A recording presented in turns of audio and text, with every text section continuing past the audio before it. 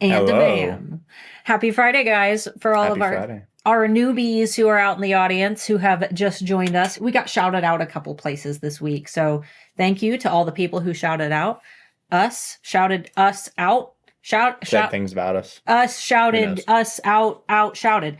My name is Starla Moore. Name of the channel is Starla Moore because I own the channel, and this is Mark, CEO of YouTube. Yes.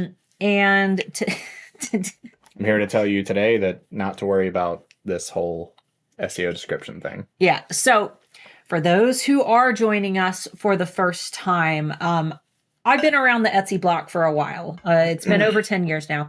And Yes. I'm also a manager at erank.com, which is Etsy's most popular SEO tool. Mark is the data analyst for erank.com. Hello. Hello. And We're not paid to recommend it. If it sucked, I'd tell you it sucked. yeah, this channel is a separate entity, not an eRank channel. Yeah. We're a separate thing. But because we work for eRank, we have access to some of the biggest brains in the SEO industry. Yes. And when things like this change, we're able to get information quickly. We're able to make really good educated guesses based on what we know so far about this industry. And we're able to do speculation that we feel is as close to accurate as we could possibly get.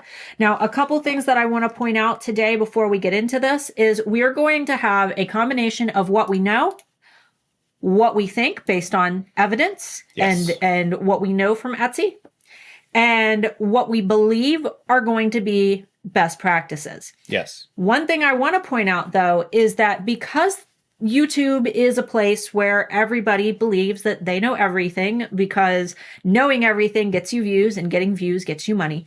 What I really want to stress is that in the Etsy YouTuber community, if there are any Etsy gurus who say that they know exactly what to do and they know exactly how this change works, They don't. they don't. They're lying. No one does. Anthony Wolf, CEO of eRank, doesn't. Yes. And he gets notifications directly from Etsy when they make big changes. Other than this one. Other than this one. No, he did get a notification. Yes. He said a few hours before, though. It was It was just him getting notified that it was happening. Yeah. Yeah. So just be careful with the advice that you follow. Yes. We've already seen some bad advice floating around already, even though this update Yes. just came out Tuesday. Just remember that anything other than what is on the article that Etsy released is speculation. If anybody says anything that isn't directly on that page that they released the article about, it is speculation. There is no proof. There hasn't been enough time for people to use scientific deduction to figure out how it works, which is what we do with our Etsy stuff. It'll take time. We're going to speculate today based on what we're going to show you. We're going to show you how the process works and what we think it's going to include in the future.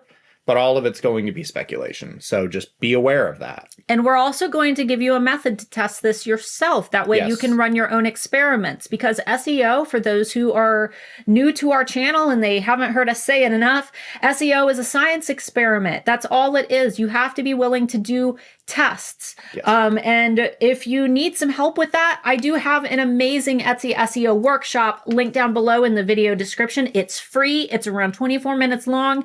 It is a step-by-step broken down exactly, what we know about Etsy's algorithm.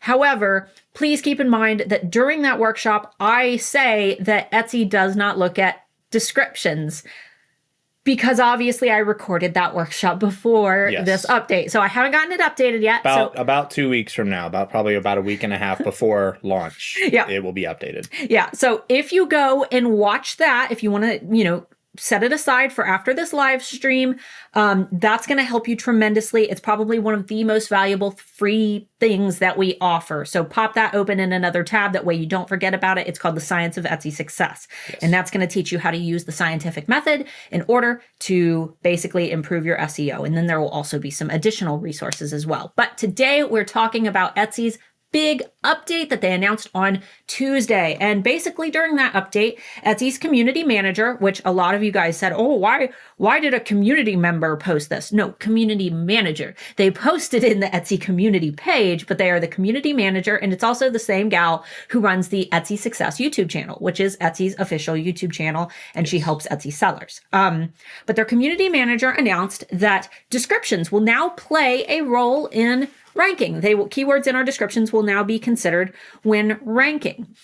Previously, long ago, we used to not know that keywords didn't have an impact in ranking for Etsy. If you guys have been on Etsy for as long as I have, you might remember a time where it was best practice to go and copy your whole title and paste that right at the tippy top of your description in order to get your keywords in your description. And then it came out, Etsy updated and released the ultimate guide to search. And they basically announced that, okay, that's BS. You don't need to do that. Etsy doesn't look at your descriptions. Only Google does. And ranking on Google for a singular Etsy listing is almost impossible. It's a waste of time. Yeah, it's a fool's errand. So it wasn't that important. And then, people like me post videos and instructionals and webinars where we're like, okay, don't waste a ton of time keyword optimizing your descriptions. It's not important. Well, then we get this information from Etsy that apparently it now is one of the ranking factors. So there used to be 7 factors that contribute to ranking. Now there's 8. Yeah, kind of.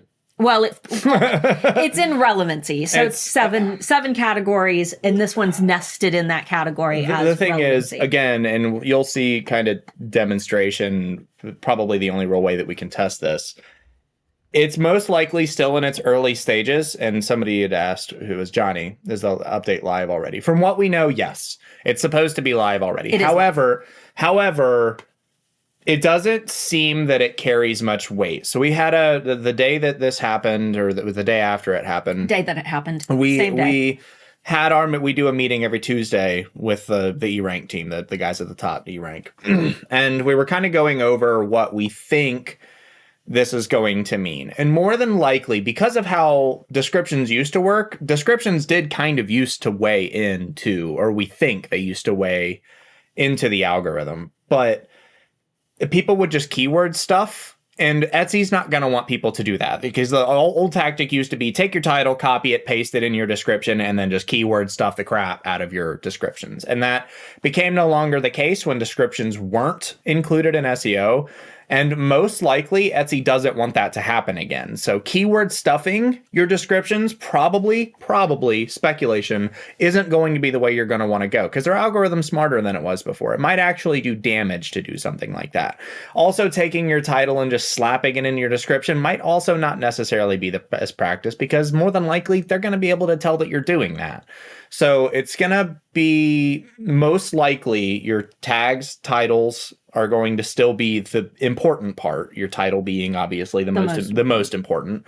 Then your tags, and then the description is most likely what we think, speculation, we discussed this with Anthony Wolf, is going to be more than likely a way for them to differentiate smaller factors. So things like colors and sizes and things like that between one product and another. So if somebody's searching for a small silver necklace versus this is just pulling it out of my butt here, a small silver necklace versus a big silver necklace, they might recommend the big silver necklace first in search over the small silver necklace. Again, this is speculation. It's not how it works now, but I think that that's going to be the end goal. I could be totally way off, but we know that descriptions, it's not going to carry a lot of weight. Your title is going to carry the most weight, and then your tags, and then descriptions are going under tags. Yeah, and then your description is probably going to be bare last, and that's assuming they even keep this in there. Yeah. So I wouldn't worry too much about it.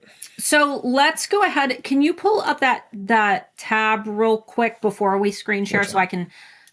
Yeah.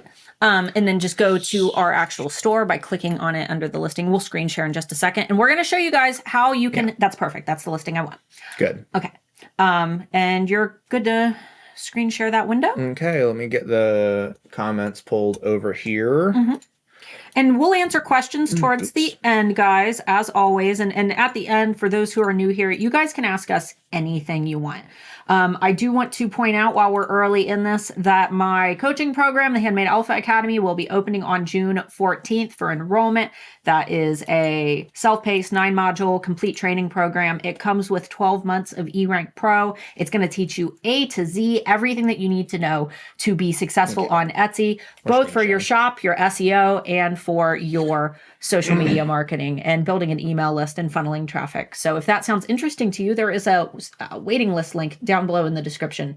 Signing up for that doesn't obligate you to buy, but it does ensure that you get our big community member discount, which is massive. So you won't want to skip doing that if you're interested. Okay, I do want to point out a couple of things before we start this. So if you're new to Etsy and you're new to SEO, there's a couple factors to consider here and why this is a little bit biased, because we want to be as transparent as possible.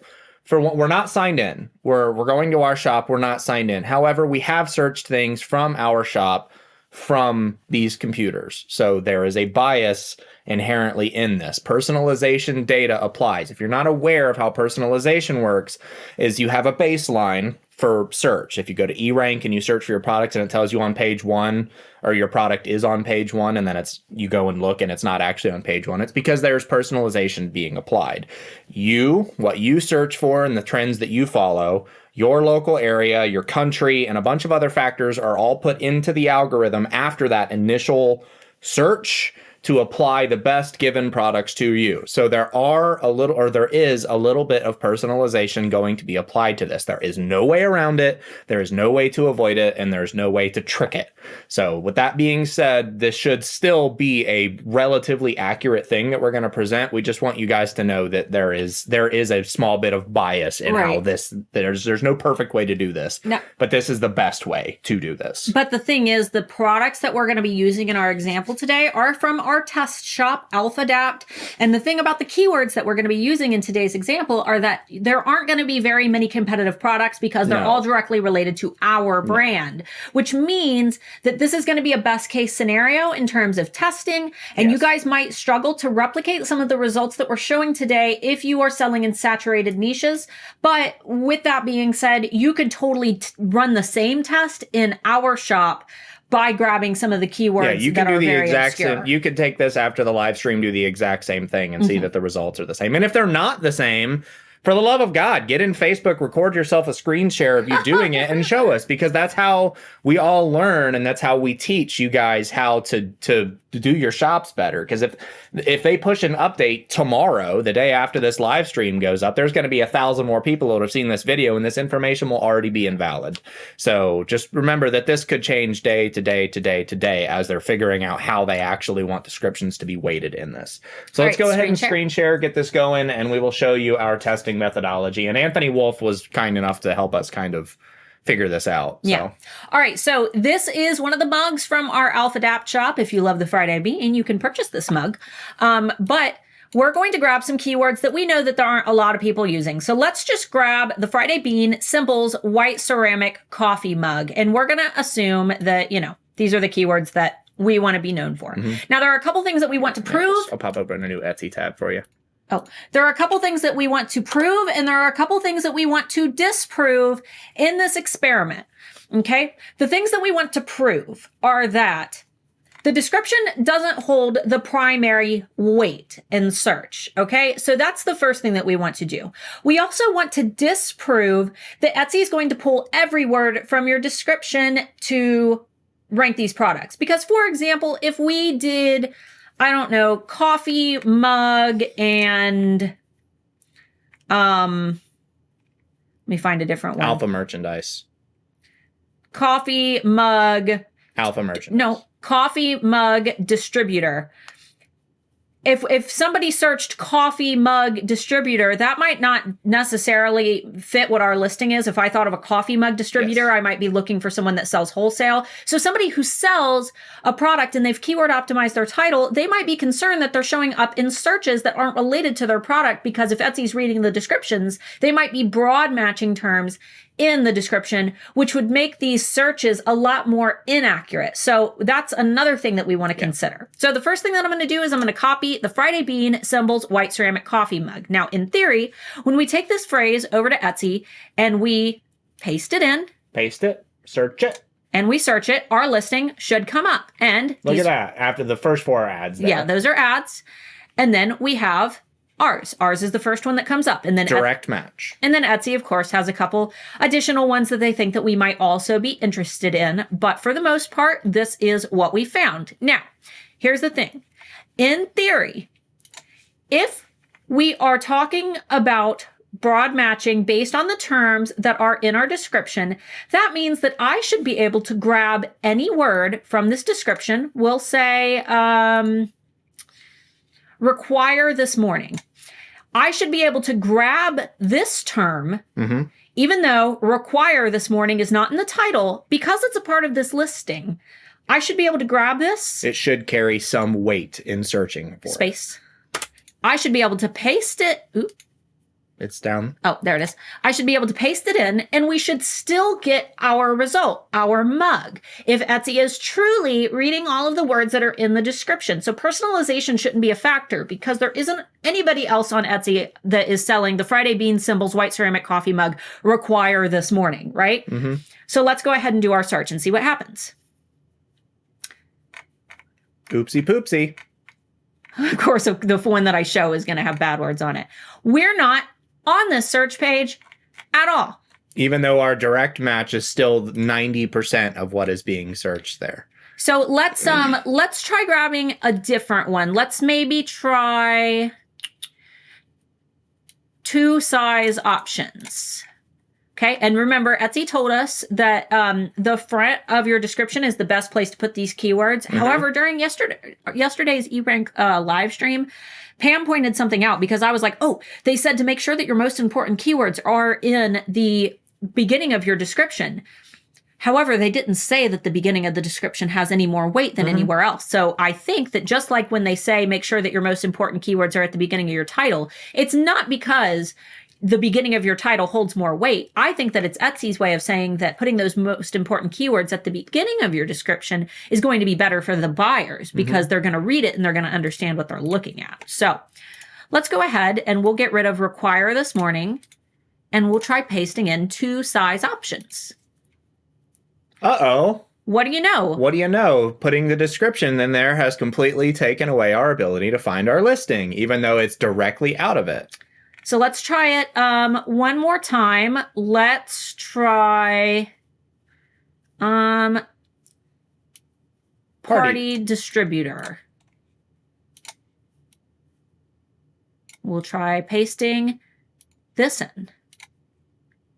Hey, look at that. Nothing. No results at all. So isn't that weird? What this tells us is that because there are no competitors, we're not competing against any listings here. We should be the only listing that shows up.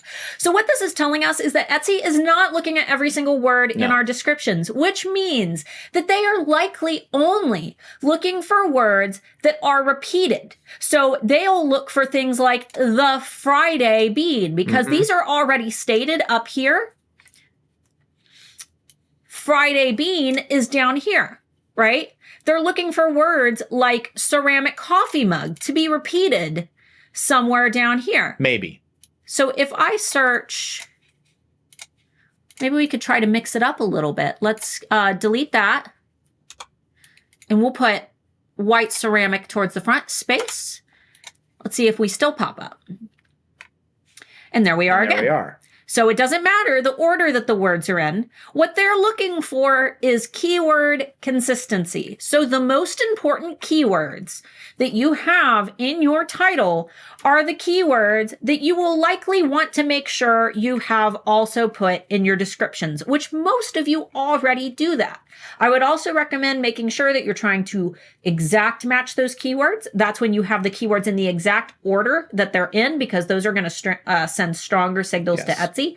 Exact matches are always going to be stronger than broad matches. Yes. That's a broad match is, for example, Friday and Handmade. If I Friday Handmade alphas. Yeah, if I search Friday Handmade alphas, that would be a broad match because they're not together, Here, right? Let's just You want to try it? Yeah. Friday handmade alphas mug. Ceramic. And there we are again, two of them. That's a broad match. That's a broad match. Now, something that I didn't do, Anthony didn't do during our thing, let's just... Dang it. Only search that. Yeah. Oh my God. My keyboard doesn't want to cooperate. There we go. Well, you are reaching over a microphone. All right. Now, this is our first sentence in the description for this mug. Nothing. Absolutely nothing. Add All right, the word let's Friday to it. Okay. Add the word Friday to that search. Is Friday in our top? It is.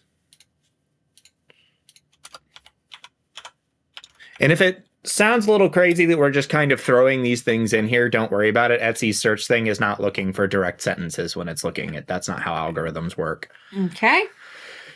Nothing. All right, let's add bean. Friday, bean.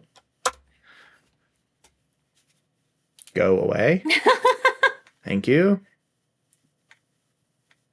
And nothing. Because still nothing. The primary part of our search query is from our description, which, like we said, it likely means that descriptions are going to be the lowest notch on the algorithmic totem pole. So the most important things for your listings are your titles. Under that, your tags, and then it will likely be your attributes and categories, which are when you're filling out your listing. That's everything that's underneath your title. That's, when you do your little drop-down menus and you're filling out the colors and things like that. And then it's very likely that your descriptions are going to be the very last thing, and they're only going to help Etsy to broad match. Now, yes, we're good to stop screen sharing now? I actually just wanted to take this whole thing. Sure. And just throw it in here. Symbols might screw it up. So let's go through and delete symbols. Search algorithms don't like symbols because usually there are parts of the algorithm that use symbols as different breaks in text. Yeah, even just throwing the whole description in there gives us 0 results. So their algorithm isn't smart enough to pull something like that yet. No. Okay, we are back on the screen. I hope this, there's a couple of people saying that, oh, have they pushed this update, this, that, and the other. Please, at the end of this, go back to the beginning and watch so we don't have to re-explain a lot of this stuff, because it's not complex, but it kind of is. So go back to the beginning after we're done with the live stream and watch through to get the full explanation if you missed it. Yeah, so, okay, let's talk about best practices for you, because I know that's why you're here. You want to know best practices. How do I not suck? Well, you want to know how to not suck at Etsy SEO, and you want to make sure that you're doing what you need to do. We get that 100%. Here is exactly what Anthony Wolf, CEO of eRank, Etsy's biggest SEO company, has advised. Whether or not you like eRank the most, it doesn't matter. They are currently the biggest. So the first thing is, number one, and this is one of the most important things to note.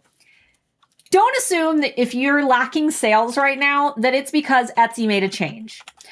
A lot of sellers right now are saying, oh my God, my sales over the last few years, I've been making $100,000 plus, and now I'm not making any sales at all. And it's because Etsy changed the algorithm. You're reading the chicken bones right now. That's not why you're not making sales. If you have been looking at traffic patterns for 2019 to 2021, and suddenly 2022 looks like it's lacking, of course it is. Everybody was shopping online in 2020 or 2019, 2020, and 2021 because there were COVID restrictions. Everybody was online doing all of their online shopping. Okay. And we have to expect that the marketplace is now going to level out.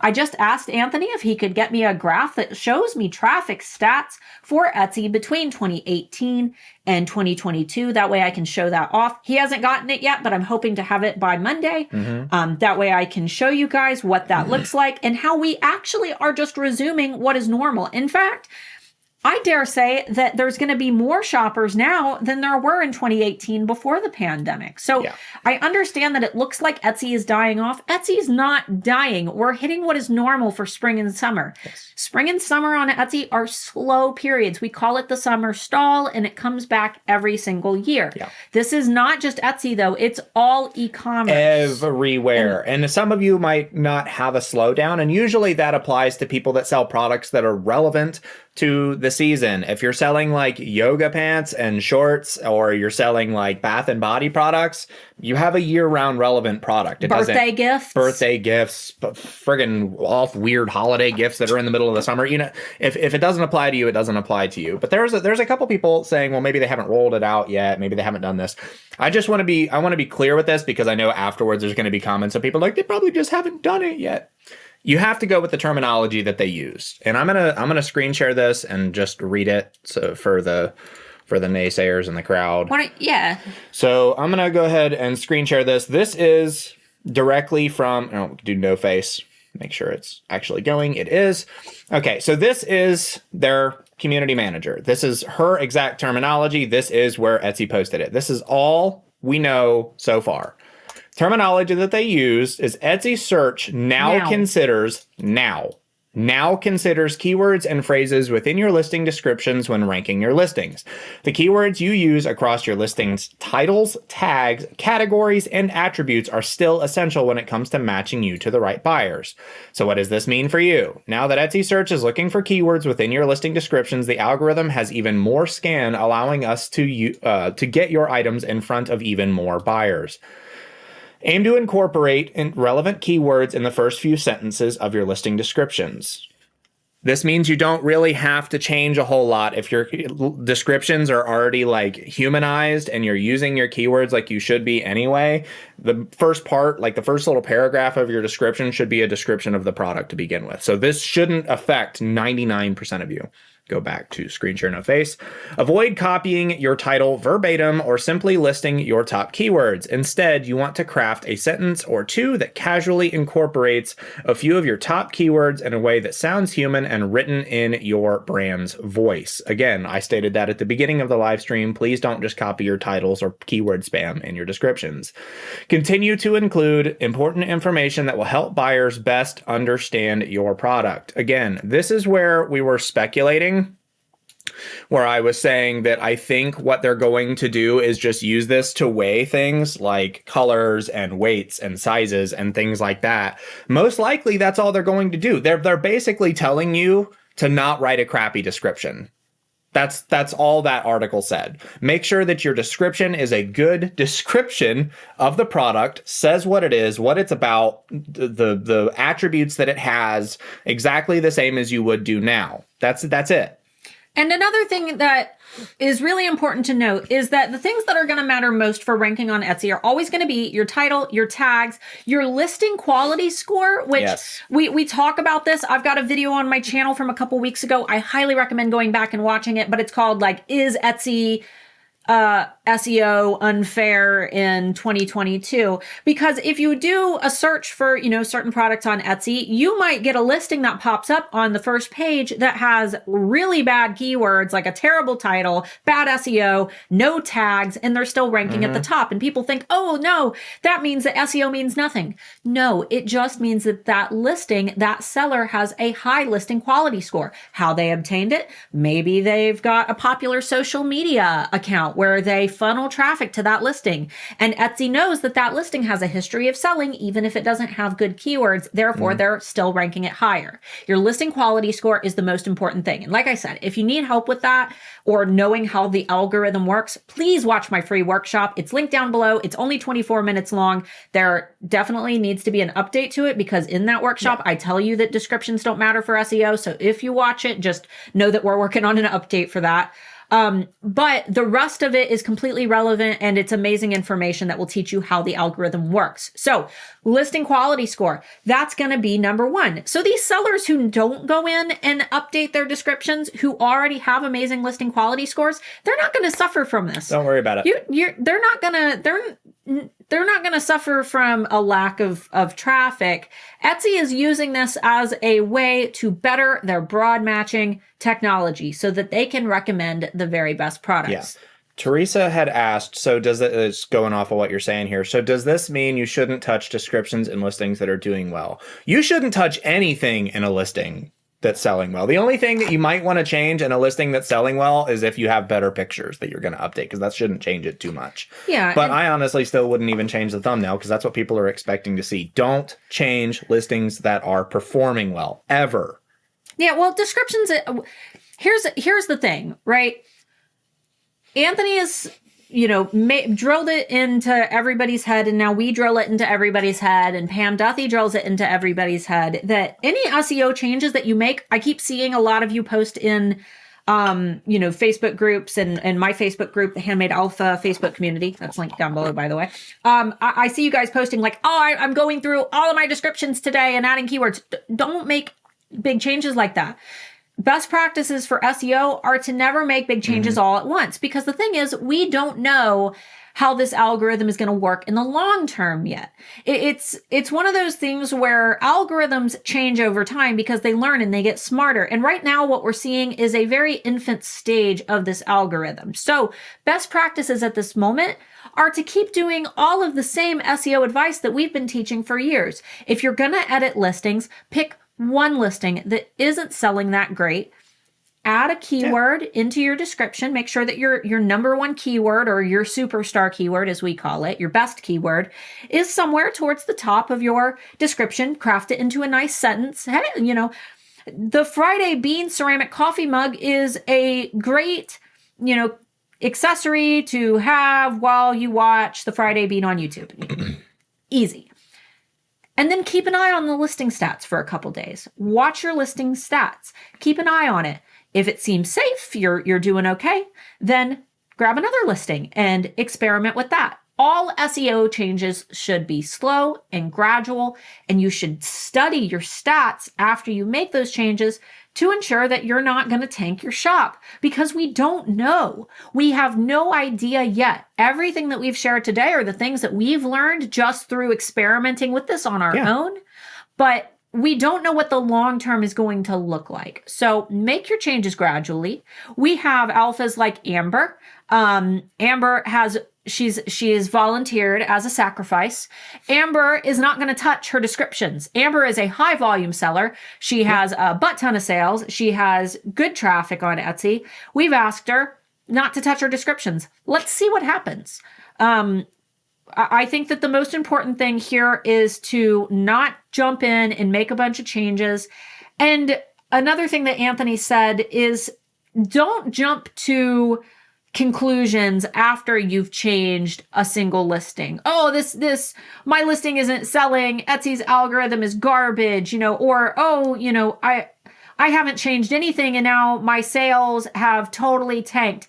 We also need to make sure that we're looking at other influential factors as well that serve as a bias for how our listings are going to perform in search. Always think with the scientific process. You can't get a conclusive result with only one test, right? Like, most people would consider that inconclusive. You need multiple sources, you need multiple tests, and multiple people in different places, especially with something like this where personalization takes place. They might, like they say now, but they might have only rolled that out for maybe US sellers. Maybe they haven't interpreted it for UK sellers. Because, I mean, if it is something like Johnny was saying, that's kind of what I was alluding to. If they're using speech varies from country to country. Even the difference between American English and European English, it's dramatically different. The language that we use, the way that we structure our sentences and text is different. It might take them a while to fully roll this out. They might not even ever roll it out for anything other than English. I mean, you never know. It just depends on what they're trying to do. It might even just be something mathematical and simple. And we don't know. Aaron said, don't let your in-depth descriptions suffer. No. Just because you want good keywords, keep the customer in mind. They need to have all the info they need, regardless if the info includes highly searched keywords. Yes. And if you've already done your keyword research, Hopefully you've already done the work. It's in your title. Those are the only words that Etsy cares about. They're looking for words that will build a conclusion of what it is that you're trying to sell and the type of person that you want to sell it to, so they know who to recommend it to. So you don't need to keyword stuff your description. You just need to take the most important keywords that point to exactly what your item is and stick them in your description somewhere. But I think that now would be a good time to get to questions. Yeah, go ahead and get your questions in. Creative Renewal had said a couple of things. I made money from 2015 to 2019. They were making money before the pandemic, and now they're struggling. I mean, essentially they're saying, it's part of the economy. I mean, that's true. You have to realize the state of the world that you're in. Summer already kind of sucks for most sellers. You have to understand the difference between a website like Amazon, where people already go there to buy their necessities and things that they need, not necessarily just want. Etsy is a want commodity website. It is where you go to buy things that you want or things that you want to gift. And right now, we are in a point where people are price gouging really bad and profiteering. You have multi-billion-dollar corporations that are seeing people do this, and they're copying it. People want to talk about inflation. You have to understand that inflation comes from the companies that charge. It's not like some arbitrary thing that the world just goes by. It's companies are charging more for their products because it's harder to produce them, get them out to people, things like that. But companies are using it as an opportunity to profiteer. You have the guy at the top who's charging 10% more because it costs him 10% more, but then he's going to charge 10% more on top of that because he's using this as an opportunity to scout people and make more money. And then the guy he sells his product to has to pay 20% more for that product, but also wants to make more profit. So they're charging 5 to 10% more, and it trickles down because these greedy corporations do this. So you have to understand that everybody's paying more for things. We just watched a thing on food. A lot of food, eggs are 150 on average. Was it 150% more expensive in a lot of places? Like, things are expensive right now. So don't freak out and think that it's not something that you're doing. You have to be able to take the results.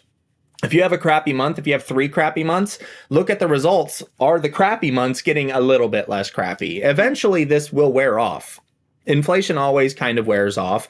Things with this profiteering, eventually the government will step in and ban people from doing things like this, which I don't know what's taking them so long.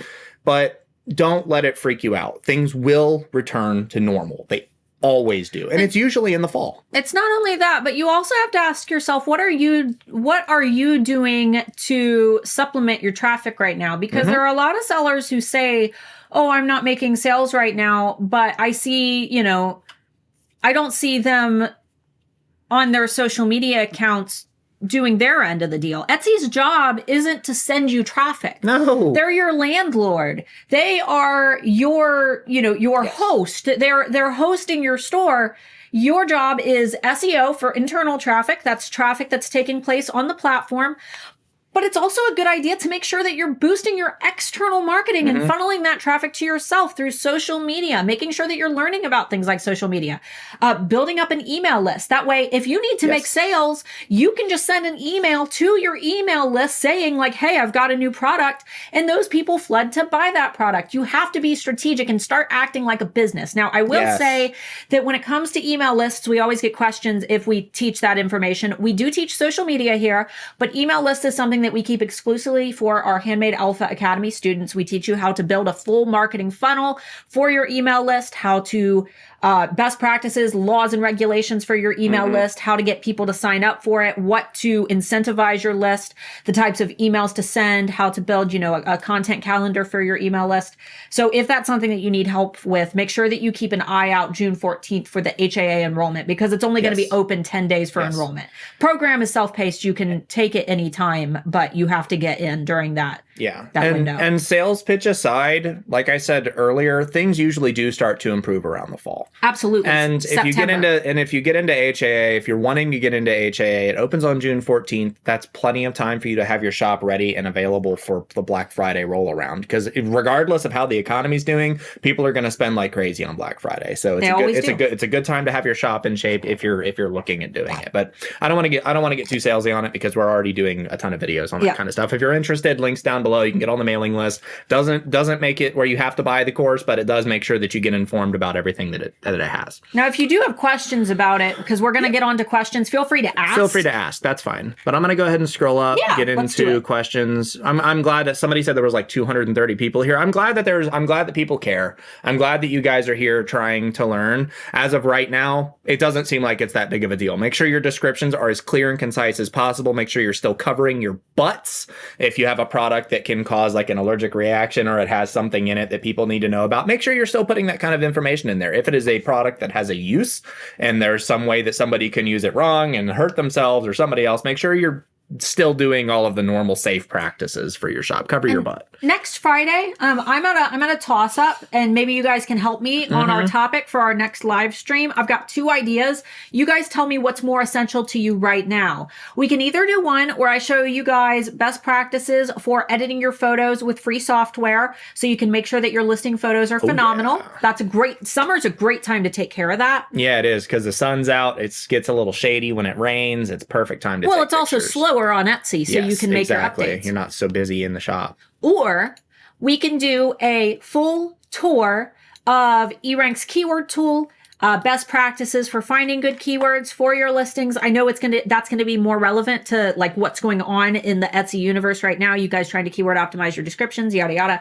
So if that one feels more like something that you would want, just post in the comments, photos or SEO, and we'll kind of just do a majority vote. Yep. Or do a poll. Amber said 272 people watching. That's got to be a record. Yeah. Holy crap, guys. If you're not subscribed, make sure you do so. Not just because for obvious reasons it helps us out, but because when this kind of stuff changes, if the description stuff changes and it becomes important, you are going to be the first people to know about it because we will be posting about it here. We do shorts. She posted a short almost immediately after we found out the news. Send out an email to everybody. And if you're subscribed and click that little bell icon if you've got the YouTube app, it will notify you on your phone when we do things like that. So if something changes and it's drastic, you'll be the first to know about it, because as soon as we hear something, if it's important, we immediately post stuff everywhere. We had it on, did you put it on TikTok too?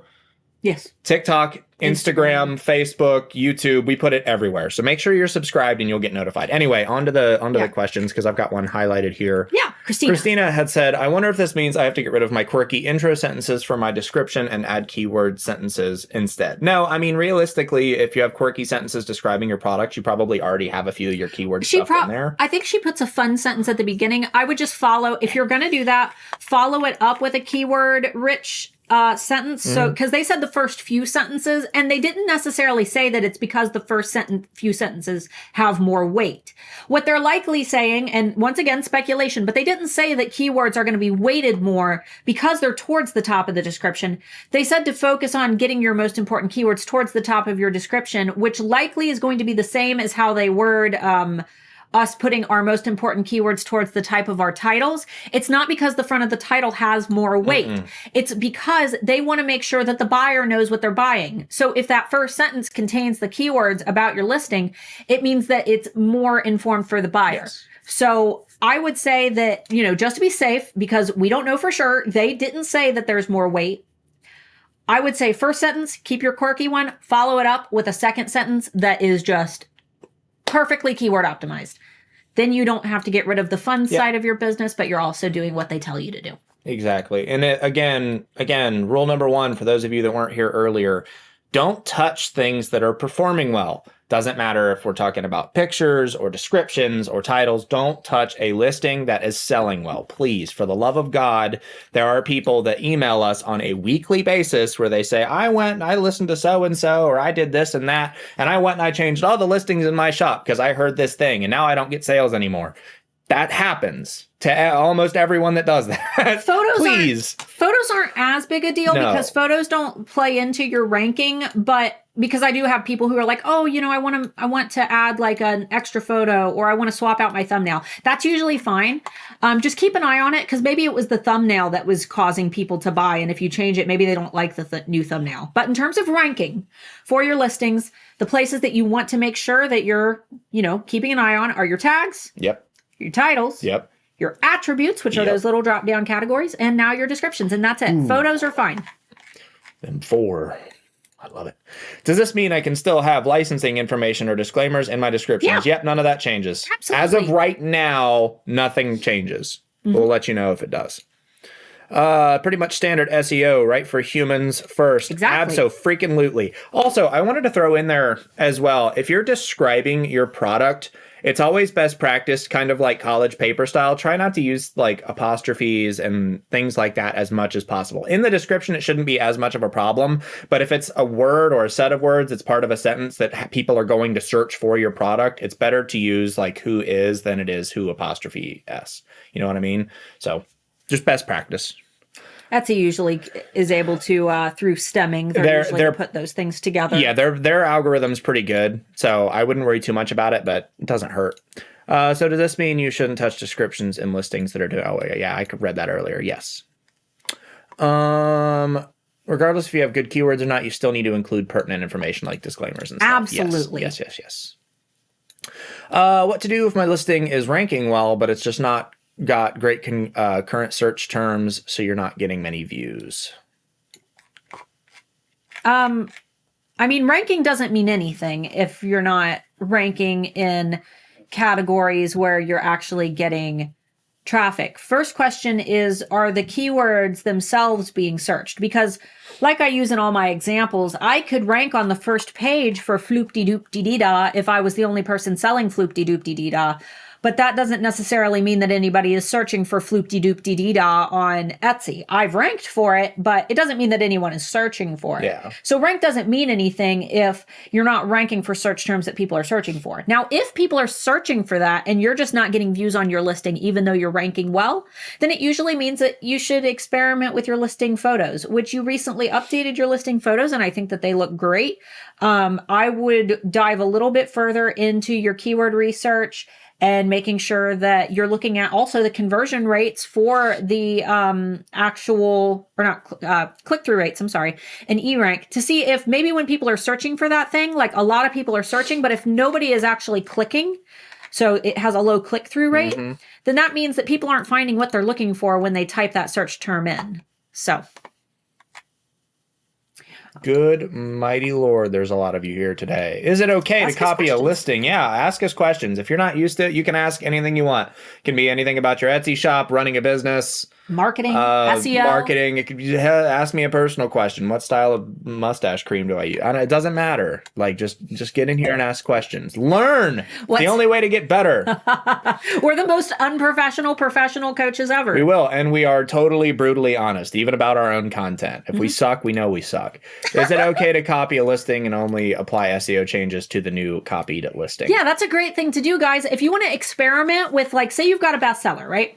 And you want to experiment, but you don't want to mess up that bestseller. What you can do is make a copy of that listing. Now, keep in mind, you can take a bestseller that has great keywords and it sells every day and make an exact copy of it. And that exact copy might, not perform even like 1%. It might just be poo-poo. And the reason for that is because that new listing doesn't have a listing quality score. Etsy looks at that listing that's been selling well, and they see that track record that it has, and they see that it's got, reviews and sales, and people love this listing, and everybody clicks on it when they see it in search. So Etsy recommends that listing to more people. This new little listing, it's a baby listing. It hasn't built its listing quality score yet. It doesn't know its place in the universe, and Etsy doesn't know where to put it. So that's why we always say that, you could go to the #1 seller on Etsy and steal their exact photos and steal all of their keywords and steal their exact titles, tags, descriptions, and add it to your shop. And you wouldn't rank next to them in search because they have a listing quality score and you don't. And that's the thing that you have to build over time. Once again, if you want to learn about listing quality scores, please watch my free Etsy SEO Science of Etsy Success workshop. It's linked down below. It's only 24 minutes long and it's the best free thing There's no that I've sales ever pitch. made. There's no sales pitch. Yeah. Oh, yeah. We always have to put that out there because every webinar... I don't watch workshops because you're selling me something. We don't sell anything with this workshop. No. My thing that I have to sell doesn't even open until June. So... Yes. And we always make sure that our workshops actually contain, like, useful, pertinent information, not just information edging you into buying something. We teach you things? What? No way. That's the new term for it. Information edging. I've been lately updating all of my descriptions using good keywords for Google. Should I change the keywords with good ones for Etsy instead? I mean, realistically, if you're keyword optimizing your descriptions for Google, you're probably already doing it for Etsy. Anyway. Are the words that you're keyword optimizing for Google also in your Etsy title? Keyword optimizing for Google is, like we've said, it's a fruitless effort. It's kind of pointless. Google doesn't recommend singular listings like ever. And you have to compete not only with other Etsy sellers who are also optimizing for Google, but every other website that optimizes for Google. So not just Etsy, but the entire universe of products of competitors, of other websites, blogs, stores, online stores, big box stores that all are keyword optimizing for Google. Do you think you're going to compete with like Walmart and all those big, companies? It's going to be pretty hard. So always keyword optimize for Etsy. We're trying to sell on Etsy. Somebody had a question. I usually try to prioritize the HA, like already members questions here. Yeah, that's fine. They had an E-Rank question. They said, people that joined HA last June, when or how does our E-Rank subscription transition back to us for payments after the free period? If you weren't aware, if you're planning on joining up for HA in June or you're on the board, we pay out of pocket for a year of E-Rank Pro for you. Yeah. So much valuable information there, I don't want to lose anything. Yeah. So basically, at the end, your subscription will expire just the same as if you canceled, and you still get like until the end of the month to like have your account or whatever. 280 people. Hi. It will just go back to a basic account, and you'll have to sign back up for whatever account you want to upgrade to. However, you won't lose anything. It'll downgrade to a free account, not basic. Well, that's what I meant. It'll download to a free account. All you have to do is pay for it. You shouldn't lose any of your lists or anything like that. If you do have any issues transitioning back into a paid account, just email the E-Rank support team, not us, because we don't do accounts directly.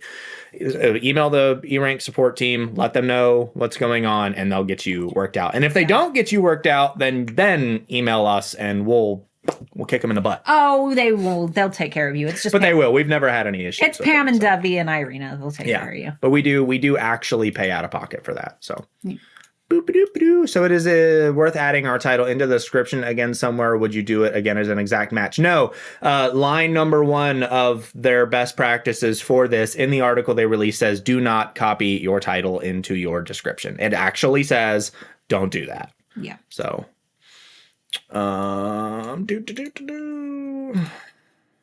this is a good one. Should we trust all Etsy employees that are on the forums and community leaders? Recently, a Brazilian Etsy SEO employee said that it doesn't matter if you use commas, dashes, or brackets in your title.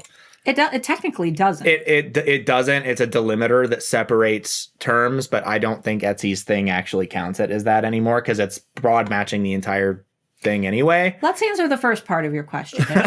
Let me answer the first part of your question, and then we'll get to the second part. Yeah, I'll let her answer it because first part of your questions is, should you trust all of the Etsy staff members? No. And the reason for that is not all of Etsy's staff knows what the heck is going on.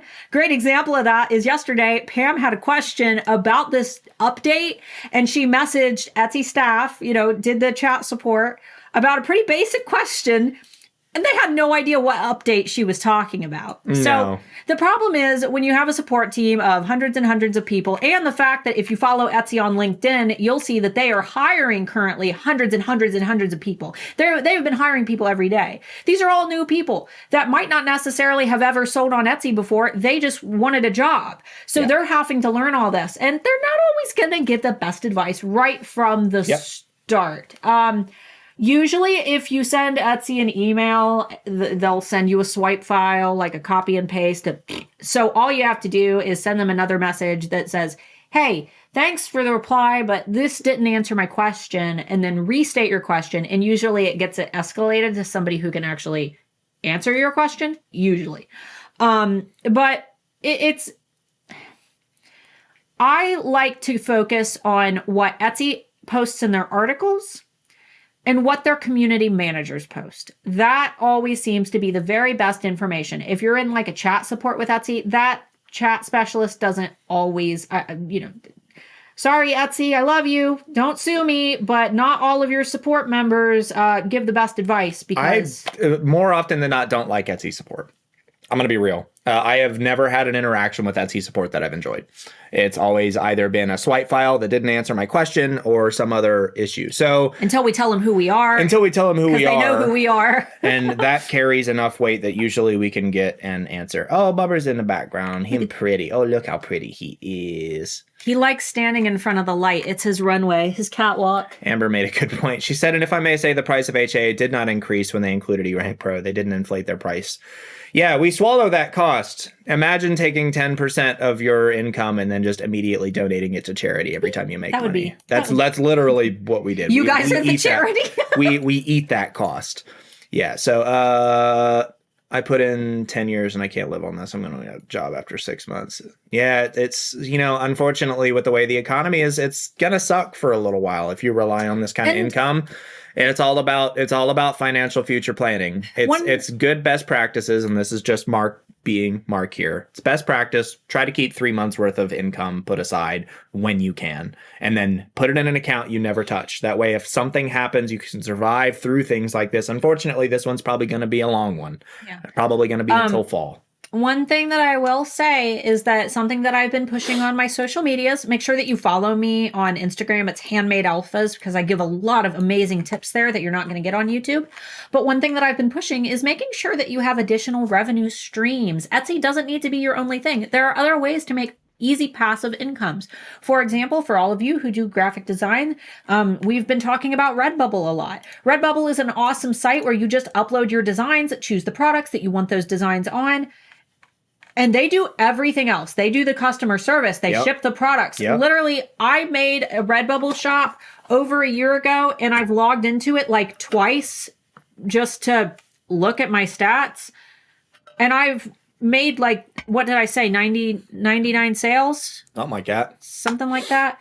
88 sales, 99 sales. I've made almost 100 sales there. I never log into it. They do everything for me. So there are other ways to make a little extra money. Is it a lot of money? No, it made me like $100 last year. But when you add all those little revenue streams together, like, maybe you're also doing Amazon affiliate links that are related to your industry. Maybe you sell digital designs and you recommend a great printer to actually print those designs, and then you've got an Amazon affiliate link for that. There are so many little ways to get those additional revenue streams in by doing affiliates with companies that you already believe in and like and use. So, does Etsy look at likes? I have a lot of quote unquote window shoppers now. I sell items for medical health care.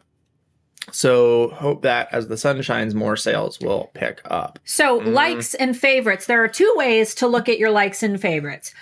The first way is the way that you're not going, The first way is the way that you're not going to get any Etsy brownie points, okay? And that's if you take your listing and you post it on Facebook and you tell everybody, here's my listing. It would help me a lot if everybody went and give it a favorite. Or you're participating in a like ladder where it's like, everybody, let's all post our product links in the comments, and then I'll like everybody's shop above me, and you like my shop, and we'll boost each other. That doesn't work. Etsy can see what you're doing. They hate that. They recognize what's going on there.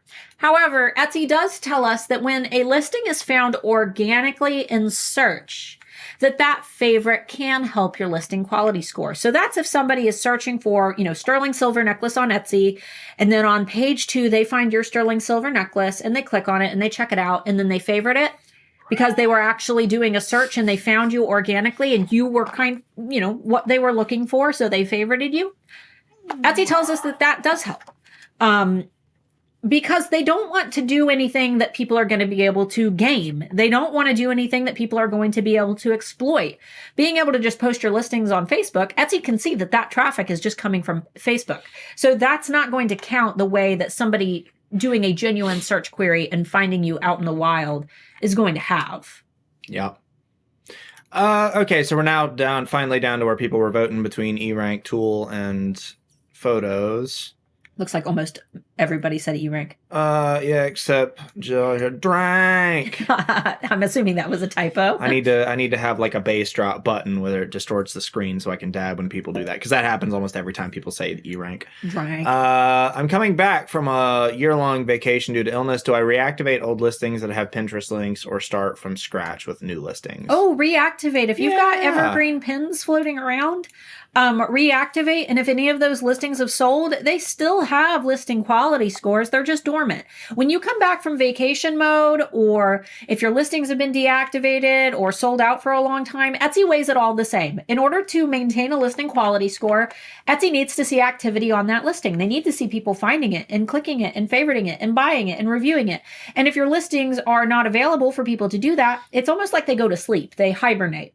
So when you reactivate them, they're still asleep. What you need to do is tell Etsy, hey, I'm back. I'm back. Show my listings to people. A great way to do that is to start posting those listings on social media. If you've got an email list, sending out an email, letting people know, hey, I'm running a sale today, only 25% off all of my products, just to get people in there and giving some activity. That way Etsy knows that you're ready to be put back in search. All right. And if you are new here, make sure you subscribe down below. That way you get notified anytime anything like this happens. We do shorts anytime there's anything extreme that happens. This is the first extreme thing to happen in a long time. It's been a while, but we got a video out within like 15 minutes of finding out. She's like, oh, did you see that thing with SEO? And I was like, go, YouTube short now. I didn't even have eyebrows on No, it. I was like, go YouTube short, but before people lose their minds. Do you need to use all 13 keywords in the description? No, absolutely not. No. That hasn't been a thing for a while. That's old advice. No, and like I said at the beginning, I would only make sure that you are putting in keywords that come off naturally. There's no way that you can naturally put 13 keywords in your description. Look at your tags. Don't try to get all your tags. Don't try to shove all your tags in there. Look at the ones that are in your title. The title is what's most important. It's almost like ticking a box. So if you're selling, white marble tumbler, you want to make sure that white marble tumbler is in your title, your tag, and your description, because that's what you're selling. If it's white marble tumbler, great gifts for mom, I wouldn't worry so much about getting great gifts for mom into the description. It's going to be more important to get your white marble tumbler, which is the thing that you're trying to sell. Ow, you're making biscuits on my chubby thighs. I'm going to stick my butt in your face too. There he goes. Goodbye. I've got it set up where he can't be destructive anymore, so I don't have to take him nowhere. You guys are on TikTok? Mm-hmm. We're everywhere. She's on TikTok. I don't like TikTok. I'm on every platform. There isn't a platform that's out there that I'm not on. They're all linked down below. I'm on TikTok. I'm on LinkedIn. I'm on Twitter. I'm on YouTube. Tinder. I'm not on Tinder. I'm not on Tinder. I'm not on OnlyFans either, but I think it would be... We could be. I was going to say, we could you guys want us to do an OnlyFans? It's not going to be what you think it is. We'll just do Etsy SEO advice on OnlyFans. No, because then you got to pay for the exact same thing that you can find here. I'm on Instagram. I'm on all the things. We'll post our feet pictures on... I am not putting my feet pictures on the internet. I'll put my feet pictures on the internet. Bubbers, get us to 200 likes and I'll put my feet pictures on the internet.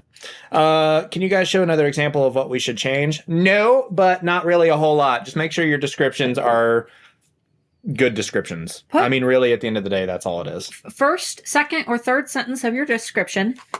Take the most important keyword that's in your title that describes exactly what your listing is, or, most important keywords, and make sure that they're sprinkled naturally in that first, second, third sentence. That's it. So super easy. I want the real stuff. If it's the real stuff, it's going to be only me. So if you really want that, Mark's. I'll do it. Mark's juicy toes. That's not. He said he wants the real stuff. Oh, or they. I don't know if it's a he or she there. I wish I could have a pop-up when someone leaves my listing, like, why did you not buy? You can have the add to cart thing, right? That's still... When they put something in their cart and don't check out, like, it sends them a reminder. Sends them a coupon. Abandoned cart coupons. I think probably my favorite why did you leave thing is it's a company called Scummy Bears. They make, like, EDM festival clothing. But their actual thing up at the top of like the tab when you leave says we miss you, please come back. Like it changes as soon as you click off the page. Love the honesty. That's all we try to be. We want to be as transparent as possible. You skip ginger underneath. Oh. What are your thoughts on SMS, MMS marketing? Unless you're a lifestyle brand, it's probably not going to be worth it for you. And if you're already not to a point where you have like a very large raving following and you are that lifestyle brand, you're wasting your time. You're putting your time into something that isn't going to pay off very much. Yeah, I mean, I've got a couple brands that I'll admit they're the most annoying texts that I receive. There are a couple brands that I follow that text me, and I'll occasionally look at them. But for the most part, I mean, I'm not a fan. All I can say is if it's expensive and it is expensive. It's expensive. So if you can afford it and you want to try it, test it out for a while, but make sure you have an out. That way you can back out. I honestly, unless you're the kind of person who has thousands and thousands and thousands of followers on your platforms that are going to sign up for it and pay for your products consistently, and they want, like, every time you have a release, they want to be there to buy something. That's what SMS is for. That's what SMS is for. It's for when you do releases, if you do product launches, like we teach, most of you should do product launches unless you're one of a kind. It's for people to be able to get to your shop quick and buy things before they sell out. If you don't have a following that already does that, and you're not trying to make that specific exact, because that's what it's for that exact thing, then you're wasting your time and your money. So honestly, no. For 99% of you, it's not going to be worth it. You're skipping questions. Oh, shush. Is it too late to post and promote an item for Father's Day? I mean, it's not too late, but it's never too late. It's not too late to post it, but remember what I teach in HAA, because I know you're in HAA. Mm-hmm. A 12-week marketing cycle is the best way to optimize for your products, to squeeze the most juice out of them. If it's not going to cause you a lot of stress to post it real quick because you've already got it made, go ahead and post it. Is it going to do as well as if you allowed it, a full marketing cycle? Probably not, but you can go ahead and release it. I mean, it's not going to hurt anything. Worst case scenario is no one buys it. I would start pushing it on social media nonstop, though, if that's what you're going to do. And I know that you're active on social because I see you. Do Etsy ads improve your SEO? No. No, Etsy ads aren't you have to have good SEO for Etsy ads to work. But you do not have to have ads for Etsy SEO to work. Yeah, ads. The only way that an ad could improve your SEO is if you made a lot of sales from that ad and that helped to build your listing quality score. But if you don't have good SEO, then that ad isn't going to perform. So you need to have good SEO first. And then for your ads, I recommend making sure that you're promoting listings that you already know are selling well. You want to bet your money on what we call the winning racehorses. If you go to a horse race and you're looking at all the horses and trying to decide which horse you're going to bet on, you're not going to bet on the one that has a history of, falling down halfway through the race, or that has a limp, or that, nobody else is betting on. You're going to look at what everybody else is betting on, and you're going to bet your money on the horse that is known for winning. You have to do the same thing with your listings. If it's already doing pretty well on its own, imagine how well it'll do once there's a little bit of money behind it. So, but once again, that comes with already having good SEO. I was wrong. He's now getting behind there trying to get to the plugs, which he will unplug. He likes to start a stink if we're not paying attention to him. You're not paying attention to me enough. But then we pay him attention and he runs away and destroys stuff. That's what he does. And he only does it when we're live. He literally never does this any other time. Are photo file names relevant? No, because Etsy renames them, and you can test this for yourself. Actually, no, you can't, because they save as WebP files now. Yep. No, that's a website thing, not an Etsy thing. Yeah, they rename your files. Yeah, your photo metadata, that's more of a personal website thing, and even in this day and age, Google's probably smart enough to not get fooled by that crap. Does having a reserve on your account affect your search rank? Not that we know of, nope. All new shops do have to do payment reserve, but I don't think it has any effect. If it does, it's not something Etsy discloses. Mm-hmm. You rank question. Oh, you already answered that. I already did that one because it was important. The striped cat metal works. First time live here. I'm so embarrassing. Don't be embarrassing. We're more embarrassing. We're very embarrassing. He just talked about his feet for My like feet. way longer than I anticipated him to talk about his feet on the live stream. Can you recap that? Well, I've already recapped the update like 3 times. So Yeah, no. If you've missed what the initial lesson, we've covered like the full thing in the first like 20 minutes of the thing. So after the live stream's over, go back to the first like 20 minutes, and it's just us covering the info. Where can I find the module / details of topics you'll cover in the Academy? So down below, there is a waiting list link. If you are you going to find it? No, I'm going to go to Handmade Alpha Academy and link the direct No, it's down there. thing. Yeah. So on our waiting list page, you'll find a very, very brief overview. There's like a yellow tannish portion of the page where you can get little snippets of what each of the modules contain. When enrollment opens on June 14th. That was the testimonials page. That's it. Oh, is it? Okay. Yes. When it opens on June 14th, there are actual module breakdowns Yes. on the enrollment page. You've got 10 days to enroll though, so you'll have time to look at it. But if you want like just the brief snippet overview, it's all on the page that Mark just linked. Yeah, I just linked it in there. I honestly sign up for our mailing lists. That not only do you get notified like when we do these YouTube videos and things, you'll get all of the information. And unlike 90% of other coaches, we don't spam you with crap. We only give you information when we upload a video. So when we upload YouTube videos, which our schedule decreases after HA launch, because right now we're focused on testimonials for you guys to get what you need out of them. And then just when stuff happens, we really don't give information outside of that. We only have 99% of what we do is free because HAA is the only thing that we sell, and it's only open twice a year for 10 days. 20 days. We sell something for 20 days out of a 365-day year. So,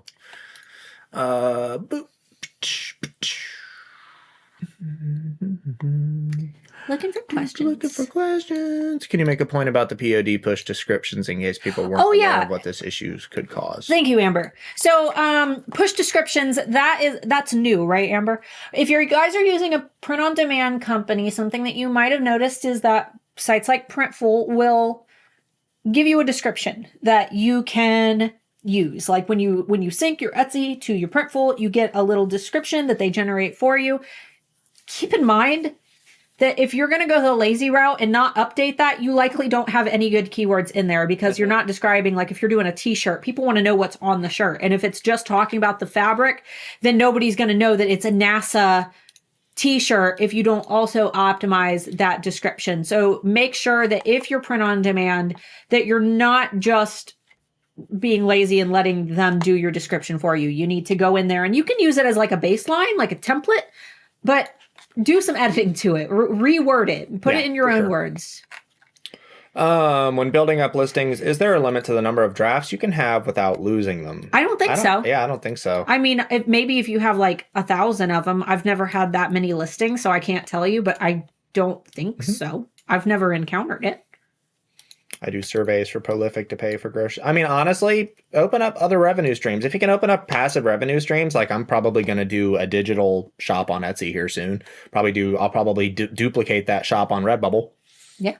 Why not? POD shops, that kind of thing. How do you guys feel about a Zazzle shop? I'm considering opening a shop with party supplies with my designs. They have a ton of POD products. I don't know anything about it. I was gonna say, I don't have an opinion on it. It's any additional revenue streams that you can open, as long as it doesn't create too much work for yourself, totally fine. I only use Etsy, Redbubble, and I have a Wix store that I run with Printify, and then Alphadapt is Printful, and I'm about to start another Etsy shop that I believe I'm going to use Printify for that one. What about favorites from paid ads? Do they help you in rank? I'm assuming if the person found it organically in search, it would be the same, but I don't have any data to support that. I'm just assuming that it would likely be the same because they found it in a search. A favorite's a favorite. I mean, it's going to do what a favorite does. I don't think it matters where it came from. Oh, well, I mean, unless you sent it there directly. Oh, yeah. I do better on Zazzle than I do at Redbubble, but I have more stuff at Zazzle. Zazzle has an option where you can set up the design so that people can personalize it. That's pretty cool. I'll look into it.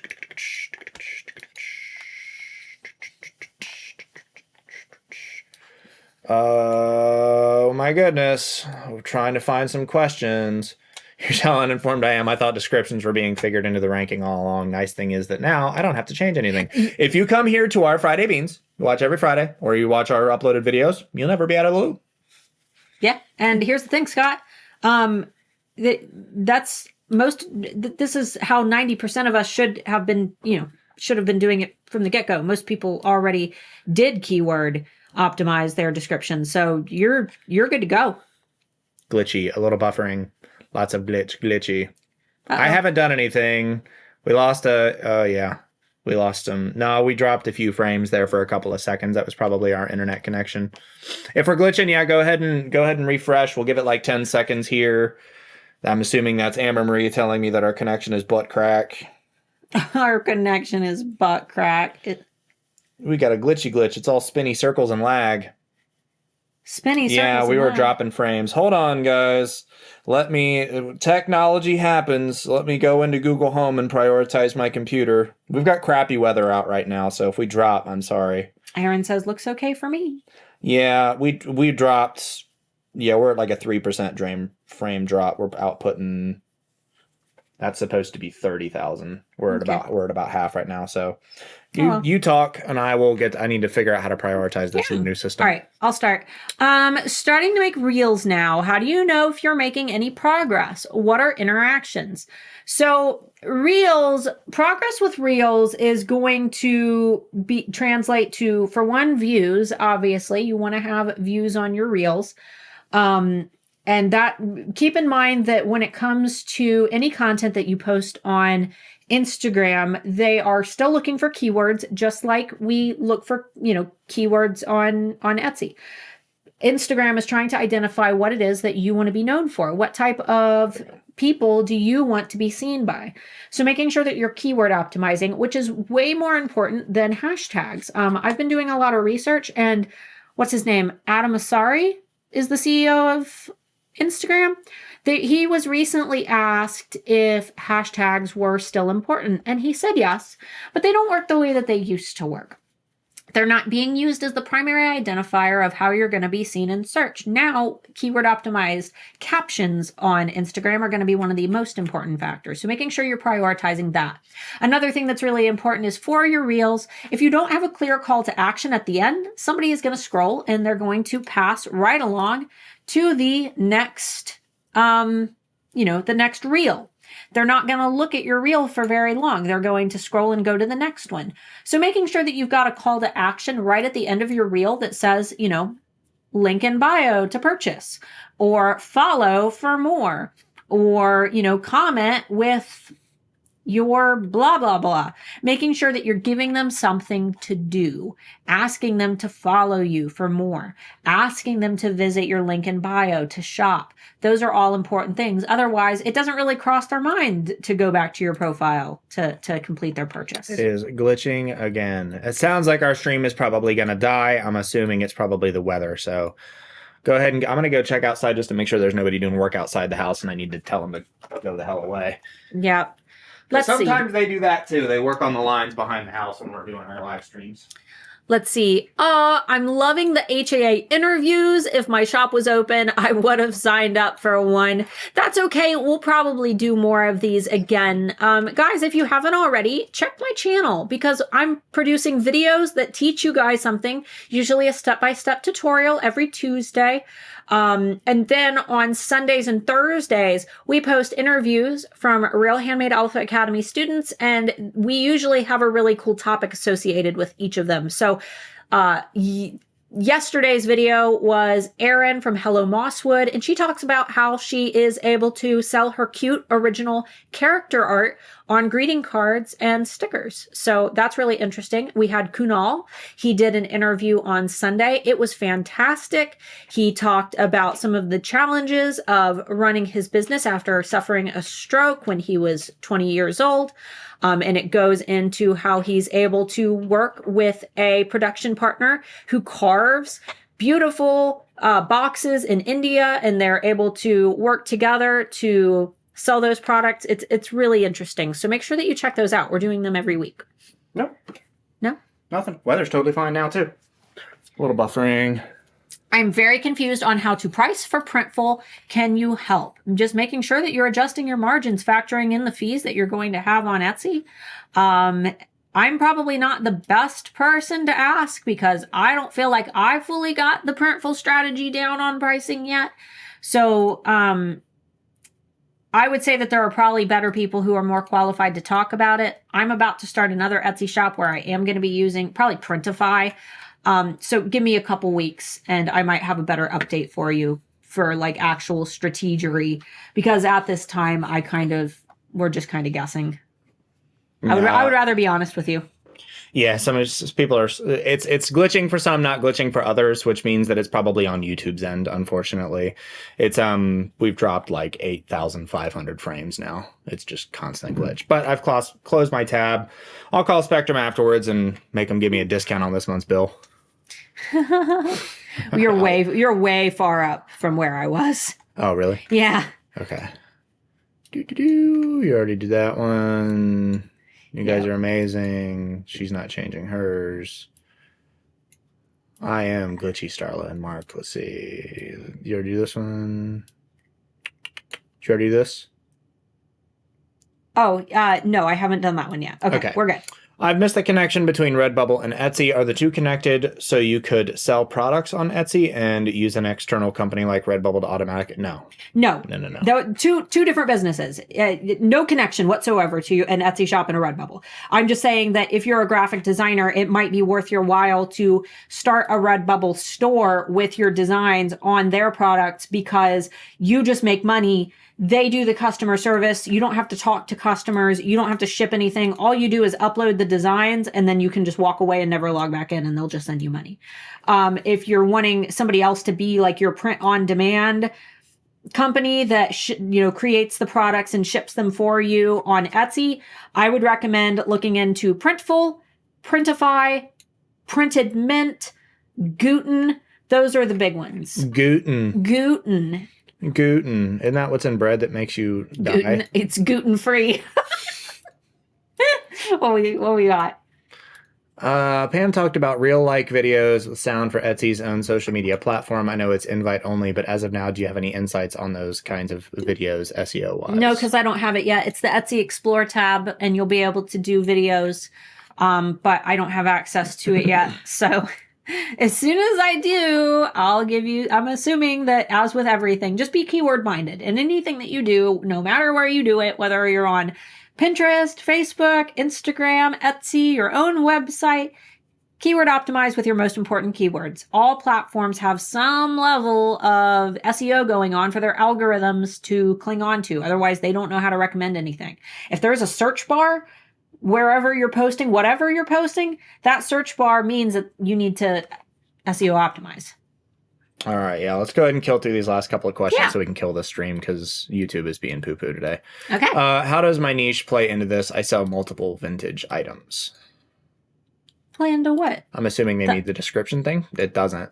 Doesn't. You take a couple of the most important keywords from your title that accurately describe what your product is, and you make sure that you've used them in your description. That's it. That's the gist of it. It's super easy. Somebody asked, what do we think about Etsy Explore? I post videos with a few keywords with 2 to 5 views. We don't know yet, to be honest. I don't have it yet. It's new. It's kind of private, invite only kind of thing. As of right now, I wouldn't worry too much. I'll let you know when I get it, but I don't keep experimenting with it. Maybe you guys should be letting us know. Exactly. Because you guys got it before I did. That's how this whole thing works, right? Like, you're our network. Yeah. Why is the same showing super old reviews of items I don't even sell anymore when you click on my products? Because they share keywords with the items that you are currently listing. Yep. So if you are selling, maybe you're selling this white tumbler and you used to have a blue tumbler, but the blue tumbler, you don't have it anymore and it's sold out. And these are the only 2 tumblers that you've ever sold, and you've also got some mugs. Etsy isn't going to show the reviews for the mugs. They're going to grab the other tumbler reviews, even if it's for a tumbler that you don't sell, because they see that this is a tumbler that you're trying to sell, and you've sold tumblers in the past. So the reviews for the tumblers that you've sold in the past are likely going to still be relevant to people who are searching for this tumbler or looking at this tumbler. And there's no way to hide your reviews, so That's just how it works. It's how their algorithm works. They're looking at the keywords that are in your past reviews and matching those to the product page that they've got it listed on. So they likely share a keyword. Are you paying double fees using Printful on Etsy? Double fees? Like, are you paying a fee on Printful and on Etsy? Are you confused by that question? I mean, they take a margin. You set them. Yeah, there's not really a fee. No, it's not a fee. They take a margin of the product that you sell. Yes. They take their cut. You set the price and they take a percentage. That's the fee. Exactly. I design dump on Redbubble and Zazzle for the most part. Design dumping is the best way to do it. You just load it up. It doesn't even need to be like with Etsy. I'm like, oh, have a shop with a consistent theme. Make sure it's cohesive. Have a target customer in mind. Redbubble, free for all. Post whatever you want. Just saturate the marketplace. We use both Printify and Printful. Had lots of negative comments about how long Printify's men's all over print shirts are. Had to switch to the more expensive Printful. Printful is so much faster than Printify. Printful is so much faster than Printify. However, I kind of like Printify's product variety more, but they're both good. I use both. Mm-hmm. Just an FYI, Guten customer support is awful. You can contact them by email, and they usually respond within a few days instead of the same day, which isn't great if you need help as soon as possible. Yep, we ran into Guten. I stopped working with people that do stuff like that. And that's pretty much it. Thanks for watching the stream, guys. Perfect time for us to go get some lunch. If you're not subscribed yet, make sure you subscribe. Check out the email list down below. HAA opens on June 14th. Make sure you sign up for that email list. It doesn't make you have to buy it, but you'll get notified when it goes live and any information that you want to know about it. And you get a discount. Big discount. Big discount. 50%. Yeah, huge discount. Mm-hmm. And it's not one of those fake discounts. We do have a real live sales page, and people do really buy at full price. So. It's sad that we have to say like the discount's a real discount because every coach does it. It's the standard, right? Yeah. Anyway. Yeah, we love you guys. Thanks so much for hanging out. Thanks so much for hanging out. If you have any more questions, make sure you check out the Friday Bee next week. We do these every Friday at noon Eastern, 9 a.m. Pacific, 5 p.m. UK time. And we're doing Etsy SEO with eRank on Friday. And we do informational videos every Tuesday, and we upload student interviews every Sunday and Thursday right now. So check those out too if you want to, if you have questions about the course. Oh, and if you have any questions about the Handmade Alpha Academy, feel free to email me, starla@handmadealphaacademy.com. Send me an email if you need to know if it's right for you. We're not those weirdos who will be like, yes, no matter what you sell, no matter what, it is right for you, buy it. No, we will tell you if it's not right for you. There's the email address in there. And if you signed up for our email list, you'll get usually emails immediately, and you can just reply to those if you don't want to have to type the long email address. We're real people. We're real people, and we don't lie to you. We try not to lie to you. We don't have a support team who will answer on our behalf, though. Man, that would be great, wouldn't it? Would be great. I don't trust the support team to not lie. We have trust issues, y'all. We have